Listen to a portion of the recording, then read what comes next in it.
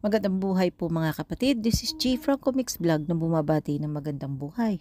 For today's video po ay re-reaction natin ang nangyari sa tatlong OFW na tumakas sa Kuwait. Ayan po at sa parting yan ay talaga pong nagalit ang ating admin na si Arnel Ignacio at ang ating kapatid kaagapay na si Kabong Concha. At dahil po siya ay talagang concern, malaking nanghihinayang siya sa mga nangyayari sa mga OFW, lalong-lalo na po kapag tumatakas. Lalo na po sa Saudi Arabia, napakahirap po. So, ang kanyang gustong mangyari, kung gustong umuwi ng Pilipinas ay sumuko po sa ating immigration para mabigyan ng tamang proseso ng pag-uwi sa Pilipinas. Yan po ang ating mga distress worker, OFW distress worker na tinutulungan ni Kaagapay Bong Concha. Isa po siya sa masigasig na tumutulong sa ating mga ka-OFW kapag po yung mga minamaltrato, hindi pinapasahod at sinasaktan ng mga amo. Yan ay talagang hindi pinapalampas ni Kabong Concha. Talaga pong sa puso niya kailangan niyang matulungan ang ating mga ka-OFW. Pero ang nangyari guys ay tumakas nga sa Kuwait na hinihintay sa Bahrain para po sana ay maibalik sa Pilipinas. So wala pong dumating na tatlong persona doon sa airport para po maiuwi sana sa Pilipinas. Tumakas po sila.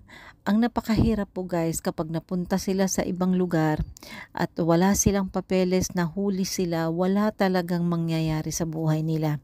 Bukod sa makukulong sila doon, mapapauwi sila sa Pilipinas ng walang tulong. Yung mga bagong job opening sa iba't ibang bansa na pwede kayo mag-apply. Hindi nyo kailangan tumakas, magpunta or mag-cross country para magtago, para magtrabaho. Dahil mahirap pong mamuhay ng undocumented. Alam niyo kung gaano ka-danger. Kasi halimbawa sa Saudi, napakahigpit po, napaka-agresibo po ng mga authorities sa paghuhuli ng mga illegal, mga undocumented. Pag natsyempohan ka naglalakad na nag-isa, sisitahin ka. At pag walang nakitang ikama sa'yo, may mga scanner po yan, mga yan. Tiwas. Diretso ka sa deportation, kulong ka bago ka makauwi. At kung ano yung suot mo, yun lang. Yan po, ang lahat ng sinabi ni Kabong Concha guys ay totoo. Kung ano yung suot mo, yun lang ang maiuuwi mo. At ang masakla pa po guys ay walang tulong na makukuha sa ating gobyerno, sa OWA. Dahil nga po yan po ang nangyari dyan ay ang pagtakas nila, kapag nahuli po sila, ay sinabi talaga ni Kabong Concha na hindi sila tutulong. Kasi nga po distress worker sila, distress OFW sila, pinauuwi sila at susunduin sila, pero bakit nagkaisip sila na talagang tatakas sila? Baka akala nila ay mas mapapaganda sila sa lugar na mapupuntahan nila. Guys, ang pagtakas at pagiging OFW ay sa palaran. Mas lalo na po kapag wala tayong papeles. Napakahirap po. Kung minaltrato tayo ng ating OFW na mga employers, mas masakit ang tatama natin kapag nakarating tayo sa lugar na mas matitindi ang mga ugali. Kaya sana nga po ay maayos ang tatlong yon na tumakas at talaga pong galit na galit ang ating administrador na si Arnel Ignacio at si Kabong Concha na talaga pong kaagapay tumutulong sa mga OFW. Ayun nga guys, naghihintay sila Kabong Concha at ang staff na susundo doon sa tatlo pero walang dumating. Kasi nga po tumakas na sila. So, ayan at gumastos nga ang ating kaagapay Bong Concha at ang staff ng OWA. Pero ano po ang nangyari? Naghintay sila sa wala. Ninyo sa bansang kinaroroonan ninyo. Alam ninyo, mahigpit na po. Tapos hihingi kayo ng tulong pag nagka-problema na kayo. Pero gumagawa kayo ng desisyon ninyo.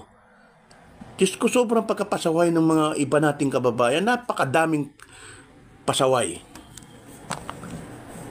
Tapos pag hindi kayo natutulungan, mambabas kayo, magagalit kayo. Sobra po kayong pagkapasaway. Hindi nyo iniisip kung ano ang pwedeng mangyari sa inyong pagtakas. Kung totoo man yung sumbong sa akin na ito. Hindi na kayo naawa sa sarili ninyo, hindi kayo naawa sa pamilya ninyo. Tayo, panay ang babigay ng anlalakas ng loob, ang tatapang ninyo. Kung sino man yung tatlo na yun na tumakas, sana hindi kayo magsisi sa ginawa ninyo. Kung kayo po ay distress, umuwi ng Pilipinas, marami pong agency, marami nag-o-offer maraming mga bagong job opening sa iba't ibang bansa na pwede kayo mag-apply. Hindi nyo kailangan tumakas, magpunta or mag-cross country para magtago, para magtrabaho. Dahil mahirap pong mamuhay ng undocumented. Alam niyo kung gaano ka-danger. Kasi halimbawa sa Saudi, napakahigpit po, napaka-agresibo po ng mga authorities sa paghuhuli ng mga illegal, mga undocumented. Pag natsyempohan ka naglalakad na nag-iisa, sisitahin ka. At pag walang nakitang ikama sa'yo, may mga scanner po yan, mga yan. Tiwas.